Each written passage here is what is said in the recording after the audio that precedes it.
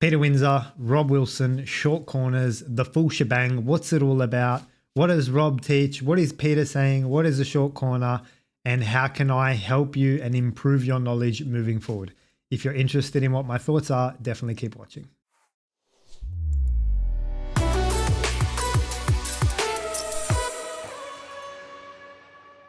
For those of you new to my channel, my name is Martin and I started racing when I was 12. In the sim world, I've raced and beaten some of the best drivers in Australia. I worked as a driver and performance engineer in Formula 3 and I developed my own race strategy simulation software for Formula 1. I raced in KZ2 at the highest level and got pole position in my first ever race. I specialize in the open formula category and now have my own course and website where I can share my 20 plus years of driving experience with you, which I'll put a link to in the description below. All right, there's a lot to talk about here and we need to probably start with Rob Wilson. Who is he? What does he do? How does he coach? Is it helpful? Bang, bang, bang. All right, so Rob Wilson, he's a driver coach. A lot of Formula 1 drivers go to his little track there. I think it's in Bruntingthorpe, correct me if I'm wrong. And he teaches in a road car, a normal road car. I don't know what car it is. But the reason he teaches in a road car is because what Rob is really teaching is basics, fundamental vehicle dynamics, weight transfer, stable platform, short corners, and so on. So he's really like, if you think about my intermediates program, it's designed to get you to the front of the grid. I think that's what like Rob's doing essentially. He's giving you driving principles to help lower your lap time. Rob is just all lower lap time. And so we're going to talk about like what principles he teaches in a little more detail. And then I guess like how far it's come since then as well. And that's not to say that they're not relevant. All of the skills that Rob teaches are still relevant and current to this day, but it's just that we've got more now. Like there's more to worry about now on top of that. So, okay, so let's start to talk about some of the things that Rob teaches. So short corners, how about we start with there? Because I know you're all dying to know what the hell is a short corner. So let's dive over to the whiteboard in a second, but a short corner is essentially when you just want to condense the rotation period down to a really short time, spend less time cornering, more time going into the corner, more time coming out of the corner. So that is more time braking and more time on throttle, and then just do a quick rotation in the mid corner. That's, you know, more condensed and stronger rotation so that you spend less time doing the actual corner, right? So I'm going to draw that on the whiteboard for you now. So I might just add before we do this, you can only really do a short corner in a long corner. Okay, it's very difficult or not really applicable to drive a short corner in a chicane, for example, or a hairpin. It doesn't make sense to do that. Corner's got to be sufficiently long for you to be able to then say, oh, I want to drive a short corner technique here, all right? And Rob is the king of this. Rob is the pioneer of this. This is one of the things that Rob teaches if you go and see him on his track day. So let's say you got a corner like this. You enter on this side. This is a long corner of constant radius. So what Rob will tell you is geometrically correct line looks something like this. And you can see like from when the arc starts to occur, you've got all this cornering time, cornering energy, tire wear, tire scrub, and all that jazz happening throughout that period. And what Rob will say is, well, why don't you just drive a short corner that is just steam in here and then do something like that and then drive out thereafter. So then all of the rotation kind of happens in this shorter period up here and you're faster in and you're faster out as well. So a lot of questions that pop up is this Ving? Essentially, in my opinion, yes. Ving is like, if you look at the shape of a V, it's like that, but upside down. And all the principles are the same. Shorter rotation period, faster in, faster out, straighter steering wheel on acceleration, more speed carried in on braking.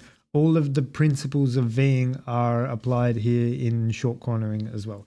Is there like subtle differences? Well, we don't have like an official definition of a short corner and an official definition of Ving. In my opinion, short cornering is Ving. You're like not spending time doing the corner. You're more like just trying to go do, do, do, do, boom, and then go. That last input has to be strong. So the way Rob explains it is it's like putting your hand on a hot stove for a fraction of a second. Nothing will happen. That's this here. Or if you put your hand on a mildly hot stove for a long period of time, well, you'll burn your hand. And that's the red line that we have here. So that's what a short corner is. Now, another really important thing to note about short corners is that there's a lower minimum speed in the middle of the corner. That is when you're doing that condensed rotation period, the apex speed or the minimum speed is lower than it would be on the red line that we drew. Now that's good in cars without downforce. And again, you got to remember Rob was from that generation, like without crazy significant downforce. That's good because, you know, lower minimum speed, you can be faster in and faster out. But in cars with downforce, carrying a slightly higher minimum speed means that downforce is slightly more active. And when downforce is slightly more active, you've got more grip. So I speak about this in my 21-page analysis paper, which you can download on my website, lowerlaptime.com. But it basically says when you're in a lower powered formula category, you can do this. And here's the advantages and disadvantages. And maybe you want to do this in qualifying or the race. But when you're in a higher powered formula car with really significant downforce, then here's when you want to do this in qualifying in the race because you've got downforce to consider. And that's something that I don't think either Rob or Peter speak about, is that yes, there's a lower minimum speed and you can be faster in and faster out, that's fine. And the other one has a higher minimum speed and you're slower in and slower out, but downforce is preserved in the red line. And that's really important. And I speak about what does that actually mean in my analysis paper as well. While we're on the topic of short corners, we'll probably say that that's Rob's definition and that's my definition. I'm totally in line with what Rob says there's for a short corner and what it's good for. I think what Peter does is describe something totally differently. He never talks about it has to be a long corner of constant radius. He says that it's completely different to Ving. And he describes something totally different, but it's interesting because what he says is still relevant. So I'm just going to draw it on the whiteboard as well. And this is my understanding of what Peter says. So just having listened to him for a while now, having listened to him and Rob and my understanding. So let's say you've got another long corner of constant radius, similar or same to what we drew before. But the difference here is that there's significant track width across here, right? Call that, I don't know, 10, 20, 40, 100 meters. It doesn't matter. There's a significant width across here. And if you take, let's say, two short corner lines, like say short corner 1, like similar to what we drew before, like that, where the rotation's happening here, and short corner line 2, which is that you're a step inside here. You're not like using all of the track width and you just come in slightly and then do the whole thing thereafter. Now, if you look at these two lines, they're both short corner lines, but the green one has come slightly inside, is driving less meters and is driving a shorter corner in accordance with Peter's definition. Again, this is my understanding of what he says, just because it's all about turn in and using all the track width and so on. So the advantage of this, of course, is that you avoid all of this yellow area here, right? You're driving less meters. But the downside is, of course, you carry less speed into the corner. With the red, obviously, you can sweep in a little bit more.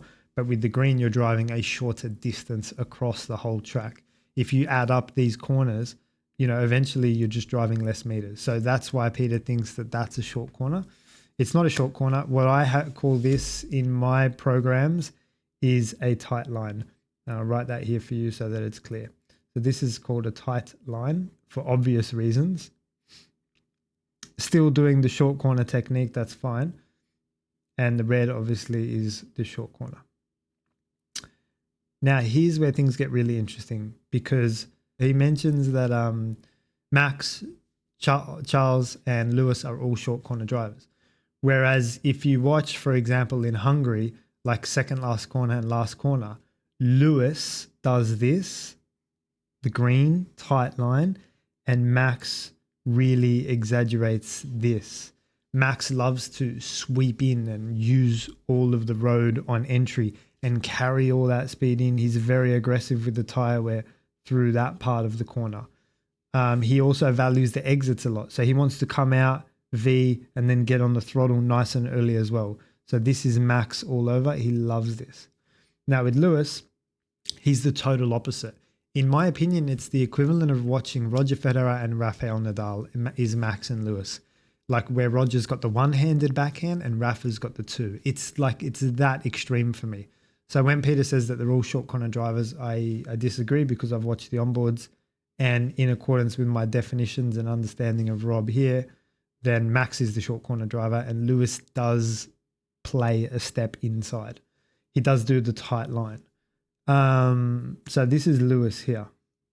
So you'll see Lewis do this in Hungary, but you'll also see him do this wherever there's significant track width, okay? Like it doesn't have to be a long corner of constant radius for Lewis to do this. In fact, I've seen it in Qatar in the double apex right-hander. I don't remember the numbers, but it looks something like that, where you see like Max enter from here, literally across the curb, and bang, he wants to carry all that speed in and sweep through. And you see Lewis enter just from a fraction inside, carry a similar sort of arc, but he's just a fraction inside. Now, obviously, again, the disadvantage is you're carrying less speed into the corner, but the advantage is that you're putting a lot less load on the front tires as you come through here because of that less speed, less G, less load coming across the car and all that jazz, and all the meters saved and everything. So it doesn't need to be short corner or a long corner of constant radius for you to drive a tight line. So that's that, guys. I hope I've cleared up that, and that's what a short corner is. Now, Rob teaches short corners in his car on his little track there in the airfield, and he also teaches a bunch of other things. Okay, so we're going to run through them. So just off the top of my head, he teaches flat car, and what that is let's say you're going through S's, right? And it's left, right. Then Rob really makes a conscious effort for you for instead of going to the right and then swinging the car straight away to the left, the cars don't like that shift in weight, shift in balance, and shift in weight transfer like super quickly with the steering wheel. What he'd rather you do is take the right, have a moment when the steering wheel's flat for just a second, just a microsecond when it comes here, and then take the left-hander. And that just allows the weight of the car to settle, and then you've got a flat car on the entry, and a flat car is always a more obedient car when you go to take that next left or right or whatever. So that's very helpful through corners like S's, like that we have in Suzuka S's, Austin S's, and there's one more, Silverstone S's as well. Maggots, Cops, Beckett's, all that jazz. So short corners, flat car. Now, Rob's very big on a philosophy that he says, always introduce the car to what's coming next. So what does that mean? Well, exactly as we just said, don't go like, and that's with all the inputs, by the way, the brake, the steering, and the throttle. Don't go like bang with the brake or bang on the throttle or bang with the steering, you know.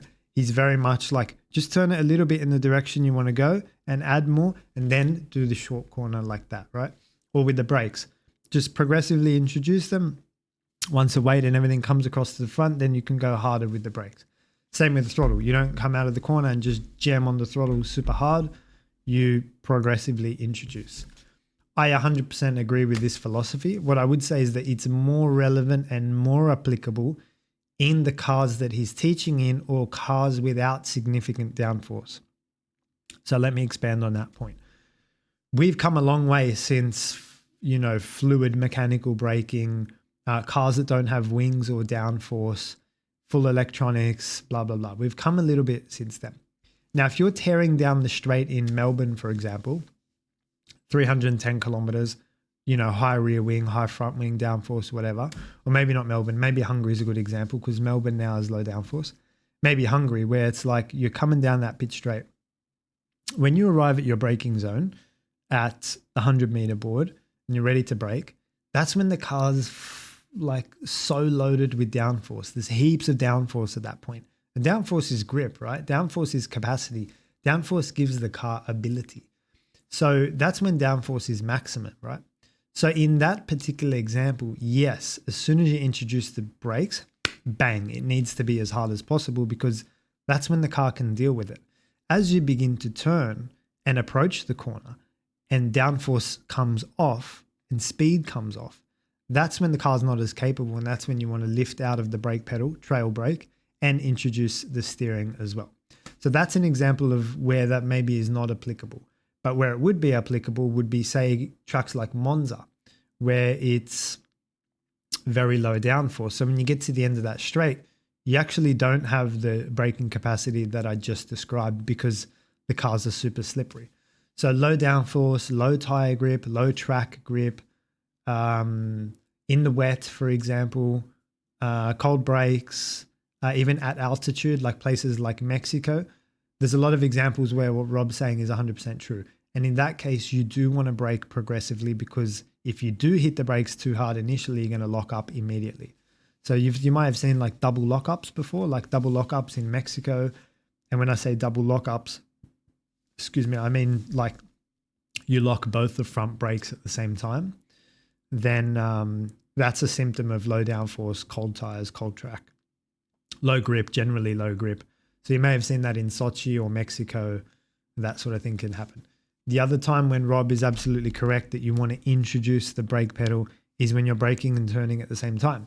So think about decreasing radius corners like Bahrain's 9 and 10, Suzuka turn 1 and 2, other decreasing radius corners. There's one in the middle of Miami just before the long straight.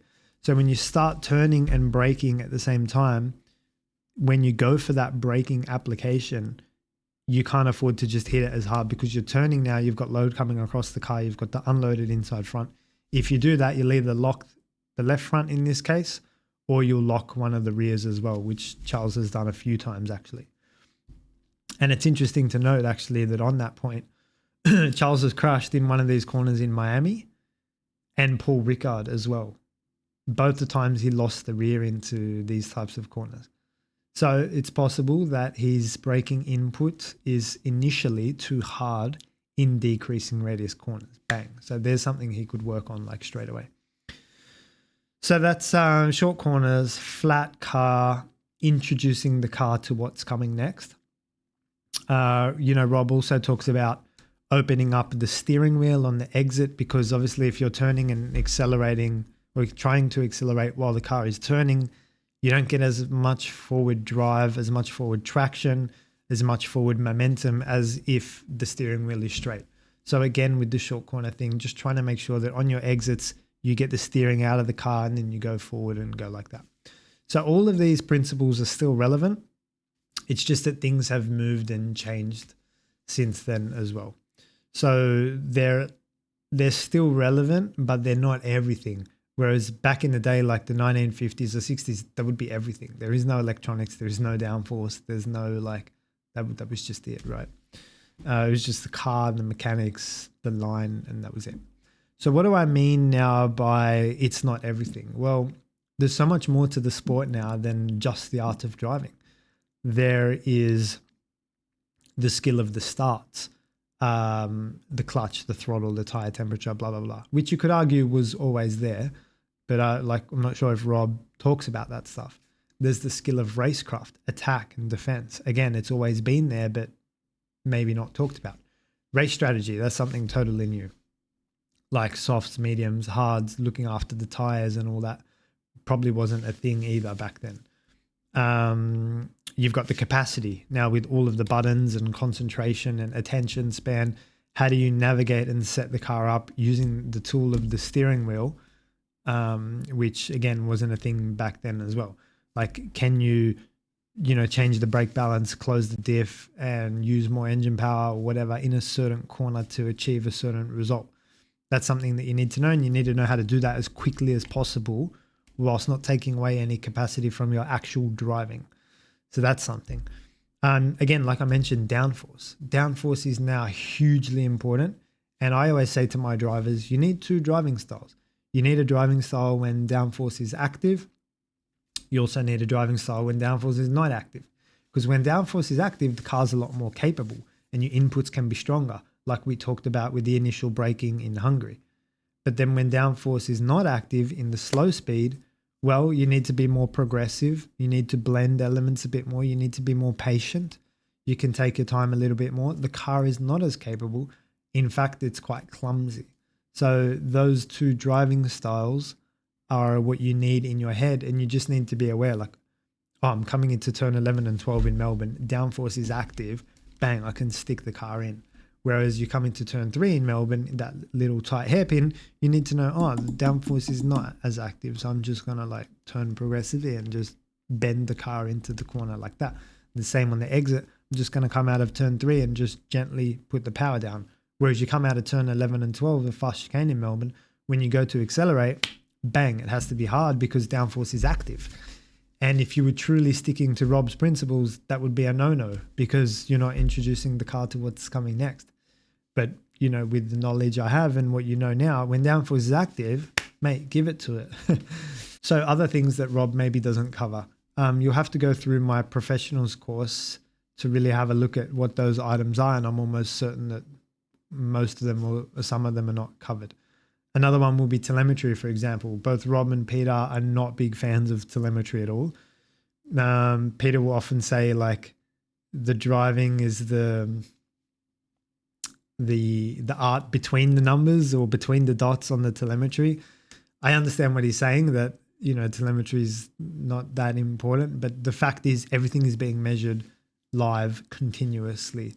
And if I turn this steering wheel, the whole thing is being measured across time and distance. So there's nothing that you can't see into the telemetry. The difference is having an engineer who just looks at the telemetry and says, oh, Max broke here, Sergio, so you need to brake here. It doesn't work like that because there's too many other things involved. But that's what engineers will do. They'll be like, oh, Max is doing this, you need to do this. Or there's time here, you need to do this. Whereas it's more complicated than that. They need to work with, in this case, for an example, work with Sergio. What's his style? What's his car setup? What's the grip like? Like, what does he like to do? How can we take advantage of his style and get the most out of that? As opposed to just pointing at the numbers and saying, oh, he's doing this, so if you do this, you'll go quicker. So I totally respect that side. You can't just look at the telemetry and then say, here's what you need to do to go faster. I would go as far as to say the telemetry will highlight a lack of understanding that you have. So Max is braking later here than you, Checo. Why is that? So just like, well, I can't brake later. So the lack of understanding might be, oh, yes, you can. You're not using the gears properly to downshift and take advantage of engine braking, number one. Number two, you're not putting the brake balance or brake migration where it needs to be in order to take advantage of the braking capacity. Bang, number two. Number three, downforce is active at that point when you push the brake. So that's why Max is able to brake later, because he's taking advantage of that principle that downforce is active. Number three. So there'll be a principle there or a reason there as to why, in this example, Sergio wouldn't be braking where Max is braking. But it's not about just saying, oh, brake here. It's about like, what is Max taking advantage of? What is the principle he's taking advantage of? And then giving that knowledge and understanding to the next driver. And then they'll be like, oh, I can brake here because I'm doing this now. The car will brake here. So it's knowledge. It's all about knowledge and understanding. So I totally agree and concur that it's not like the telemetry has to be in conjunction with your brain. Like the telemetry just, yeah, it can highlight to you the areas, but you've got to go and investigate, problem solve, have the critical thinking to be able to say, all right, this is where you're slow and this is why, and this is what you can do about it. And those are 2 or 3 additional steps that the telemetry won't often give you. I'm going to go through my professionals course and just see if I've missed anything. All right, so hopefully you can see that on the screen in front of you.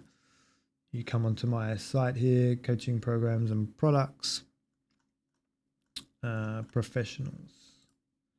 Intermediates as well, we'll have a look at. I'll bring that up. Professionals. Oh yeah, the wet. Rob may or may not talk about the wet. I'm not sure about this.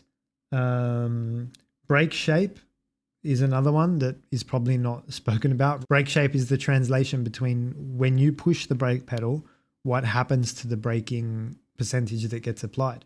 It may be linear, it may be curved. You might push the brake pedal really hard, but then you only want like half of what you push to be applied, right? So you can map in brake shapes and throttle shapes as well. Again, that's something they wouldn't have had back in the day. So it makes sense that they, wouldn't teach it or wouldn't know about it. So uphill and downhill braking, like how do you adjust the car for that as well? What else have we got here? Oh, fuel saving. Again, that's another one that was not a part of their thing at all. So how do you drive at a certain speed or maintain good lap times while you're saving fuel? And why would you even want to save fuel? Like, what does that even mean? What is that all about? If you want to know what that's all about, I have a fuel strategy guide cheat sheet, which you can download here. And again, it's race strategy. So it's together with the softs, the mediums, the hards. There's a fuel strategy as well. I'm only up to week 2 here, so we've still got a lot here. Temperature preparation, how to drive on the limit with experience and without experience. So Ayrton Senna was famous for knowing how much grip was in a corner before he gets to the corner. So how was he able to do that? How was he able to predict that? I talk about this in the course as well. We've got starts, attack, and defense. We've got managing safety cars and strategy, as I mentioned before. The effects of wind. Obviously, it wouldn't have been as big a deal back then as it is now, because we've got downforce. It's affected by wind. Again, all of the mental and physical attention span, capacity, awareness, memory, emotions, they would have been a part of the story back then, but maybe not as much. I'm just going to skim through the intermediates and see if we missed anything there that might be, that Rob might not cover in his course. Here's something I've got which is really critical. How to learn a new track from scratch. I give you a process, a method, and all of the information that you're going to find in these steps here. So number 1, what's your mentality? Number 2, what do you infer, from the track map? What do you infer from an onboard? They wouldn't have even had onboards back in the day, so they might not know how to analyze an onboard video. What information can you get from the track walk and your first laps, a mindset for street circuits as well.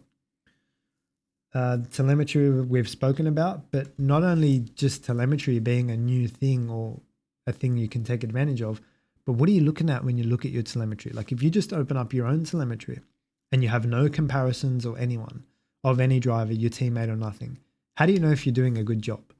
What are the sort of things you should be looking at when you compare your brake, your steering, and your throttle? Like this guide or this part of my program is going to teach you that. It's going to say, well, you're looking for this. When this happens, you're looking for this. Or compare this and have a look how they should look differently. Again, it's related to the corner type, downforce, combining your inputs, the whole thing. So I teach that here as well. How to use downforce, again, we've discussed that. Wet weather and the corners course. Now this again is another big thing, massive thing, and I'm going to jump over to it, which is I've seen no one discuss before. And my corners course is about saying, well, in a particular type of corner, like for example, chicanes, can you apply a certain technique that's going to work in all chicanes whenever you see chicanes? So for example, the Canadian F1 track, it's got like 6 chicanes there or 5 chicanes. So if you're deficient in chicanes or you don't know how to take them or you haven't set your car up for chicanes, you're in trouble around Canada. Similarly, Netherlands is full of long corners. So if you don't know anything about long corners or that the Netherlands even had long corners or how to set up the car or the driving technique, then you're screwed, because Netherlands is all long corners. Again, Monza, you've got chicanes. Silverstone, you've got the S's. Japan, you've got the S's. So whenever you come across S's, you can find a way through there or set the car up for that principle for direction change. High-speed direction change is very important in S's. That's totally different to what chicanes require or hairpins require or long corners require. So this corners course is great, and it tells you that when you see this corner, do this and focus on this. Because if you do that, all the problems will be solved. So I hope that video helps you guys. If you have any questions, comments, leave them for me below, and I'll see you in the next one.